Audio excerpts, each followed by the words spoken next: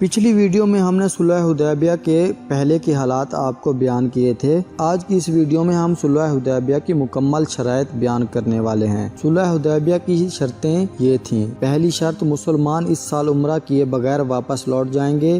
دوسری شرط، اگلے سال انہیں عمرہ کرنے کی اجازت ہوگی لیکن وہ 3 روز سے زیادہ مکہ میں نہیں ٹھہریں گے۔ تیسری شرط، مسلمان اگلے سال ہتھیار لگا کر نہ آئیں، صرف تلواریں ساتھ ہوں اور وہ بھی نیام میں رہیں اور نیام بھی تھیلوں میں ہو۔ چوتھی شرط، جو مسلمان مکہ میں مقیم ہیں انہیں ساتھ نہ لے جائیں، لیکن اگر کوئی مدنی مسلمان مکہ میں ٹھہرنا چاہے تو اسے نہ روکیں۔ پانچویں شرط، مکہ کے رہنے والوں میں سے اگر کوئی شخص اسلام قبول کر کے مدینہ چلا جائے تو اسے واپس کر دیا جائے، لیکن اگر مدنی مسلمانوں سے کوئی آبائی دین کی طرف لوٹ جائے اور مکہ چلا آئے تو اسے واپس نہیں کیا جائے گا۔ چھٹی شرط، قبائل عرب کو اختیار ہوگا کہ وہ جس فریق کا ساتھ چاہیں معاہدہ کر لیں۔ ان قبائل پر بھی اس معاہدے کی شرائط کا نفاذ اسی طرح ہوگا جس طرح قریش اور مسلمانوں پر۔ ساتویں شرط، 10 سال تک مسلمان اور قریش آپس میں جنگ نہیں کریں گے۔ اس معاہدہ کی کتابت حضرت علی رضی اللہ تعالیٰ عنہ نے فرمائی۔ جب وہ کتابت شروع کرنے لگے تو انہوں نے پہلے بسم اللہ الرحمن الرحیم لکھنا چاہا، لیکن سہیل نے اعتراض کیا کہ ہم کسی رحمان کو نہیں جانتے، اس لیے ہمارے دستور کے مطابق لکھا جائے۔ چنانچہ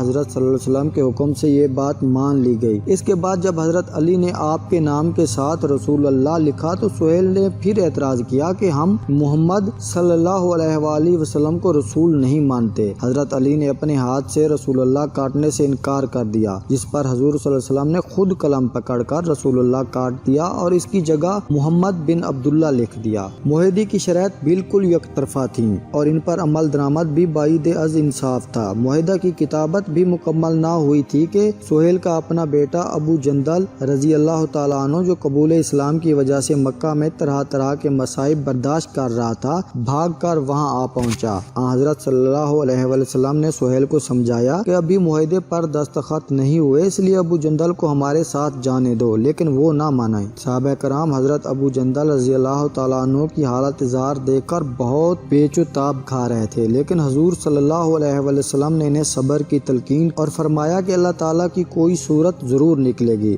اس موقع پر کم و بیش 40 مکی گرفتار کر کے لائے گئے جو اسلامی لشکر پر حملہ کے ارادے سے آئے تھے، لیکن حضرت صلی اللہ علیہ وآلہ وسلم نے انہیں بھی واپس فرما دیا۔ صلح نامہ کی یک طرفہ شرائط سے حضرت عمر رضی اللہ تعالیٰ عنہ کو تشویش لاحق ہو گئی اور آپ نے حضرت ابو بکر کے سامنے اس کا اظہار فرمایا کہ جب ہمارا دین برحق ہے اور محمد صلی اللہ علیہ وآلہ وسلم اللہ کے رسول ہیں تو اس کمزور پوزیشن کو کیوں قبول کر رہے ہیں؟ اس طرح کی گفتگو انہوں نے حضور اکرم صلی اللہ علیہ وسلم کے سامنے بھی کی، لیکن آپ نے ارشاد فرمایا، میں خدا کا بندہ اور اس کا رسول ہوں، میں اس کے حکم کی مخالفت نہیں کر سکتا۔ اس پر حضرت عمر رضی اللہ تعالیٰ عنہ کو ندامت ہوئی اور آپ نے کثرت سے نوافل پڑھے اور صدقہ دیا تاکہ توبہ قبول ہو جائے۔ یہ صلح نامہ بظاہر بالکل یک طرفہ تھا اور مومنین سوچ رہے تھے کہ ہم نے حق پر ہونے کے باوجود دب کر صلح کی ہے۔ چنانچہ جب انہیں بال منڈوانے اور احرام اتارنے کا حکم دیا گیا تو بہت دل برداشتہ ہوئے، اس کے باوجود عالم الغیب نے اسے فتح مبین قرار دیا۔ جلد ہی صحابہ کرام نے بھی صلح کے عمدہ نتائج دیکھ لیے۔ اب ایک غیر جانبدارانہ محقق اس حقیقت کو آسانی سے محسوس کر لیتا ہے کہ اگر کوئی انسان اہل سیاست نہ بھی ہو، یعنی سیاسی سوجھ بوجھ نہ رکھتا ہو، تو وہ بھی بخوبی سمجھ سکتا ہے کہ پیغمبر اسلام نے حدیبیہ میں اپنی سیاسی مہارت سے اپنے حریف کو مات کر دیا اور اس بات پر مجبور کر دیا کہ وہ ان کے ارادوں کے سامنے جھک جائیں۔ اس معاہدے نے مسلسل حالت جنگ کو ختم کر دیا جو کئی سال سے جاری تھی۔ اس معاہدے کی روح سے قریش نے مسلمانوں کو اگلے سال عمرہ کرنے کا حق دے کر یہ تسلیم کر لیا تھا کہ مسلمان بے دین صابی نہیں بلکہ ملت ابراہیم علیہ السلام ہیں۔ اس طرح اسلام کے خلاف جھوٹا پروپیگنڈا کی عمارت خود بخود منہدم ہو گئی، نیز لوگوں کو غیر جذباتی فضا میں اسلام کے اصولوں پر غور کرنے کا موقع ملا۔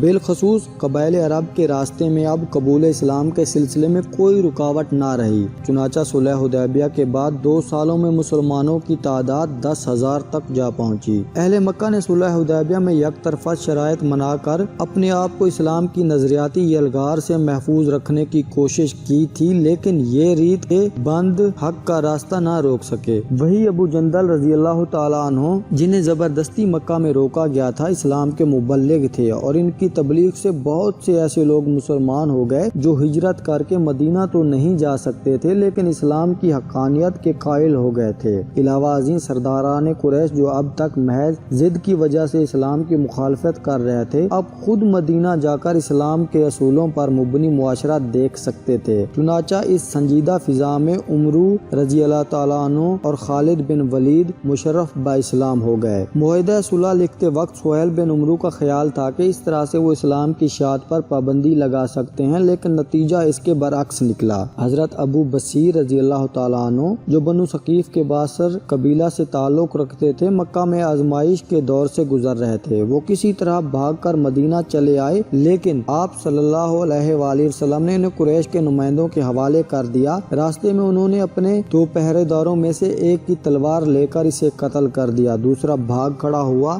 حضرت صلی اللہ علیہ وآلہ وسلم نے ابو بصیر کو پھر قریش کے حوالے کرنا چاہا تو انہوں نے مدینہ کی بجائے بحیرہ احمر کے قریب شام کے تجارت راستے پر سکونت اختیار کر لی۔ ابو جندل رضی اللہ تعالیٰ عنہ کو پتہ چلا تو وہ بھی ان سے جا ملے، اور بھی بہت سے مسلمان مکہ سے بھاگ کر وہاں پہنچنے لگے، یہاں تک کہ ان کی تعداد 70 تک جا پہنچی۔ یہ لوگ قریش کے تجارتی قافلوں پر چھاپا مار کر حملہ کرتے تھے اور انہیں لوٹ لیتے تھے۔ قریش ان سے اس حد تک تنگ ہوئے کہ انہوں نے حضرت صلی اللہ علیہ وآلہ وسلم کو لکھ بھیجا کہ معاہدہ میں ترمیم کر کے آپ ان مسلمانوں کو بلا لیں۔ اس طرح یک طرفہ شرائط منسوخ ہو گئیں۔ شرائط میں اس سے پہلے بھی ایک تبدیلی کی جا چکی تھی، جب مکہ کے کافر سردار عقبہ بن ابی معیط جو جنگ بدر میں قتل ہو گیا تھا کی صاحبزادی ام کلثوم مکہ سے نکل کر مدینہ آ گئی تھیں۔ اہل مکہ نے ان کی واپسی کا مطالبہ کیا تو اہل مدینہ نے یہ موقف اختیار کیا کہ مذکورہ یک طرفہ شرط اطلاق مردوں پر ہوتا ہے، عورتوں پر نہیں۔ بحث اور تمہیس اور معاہدہ کے الفاظ پر غور و غوض کر کے بالآخر مسلمانوں کا موقف تسلیم کر لیا گیا اور یہ طے پایا کہ مکہ سے کوئی عورت مدینہ آ جائے تو اس پر مذکورہ دفعہ کا اطلاق نہیں ہوگا۔ یہ تھی صلح حدیبیہ کی شرائط۔ اگر ویڈیو اچھی لگی ہے تو اسے لائک کریں اور اپنی رائے کا اظہار کامنٹ باکس میں ضرور کریں۔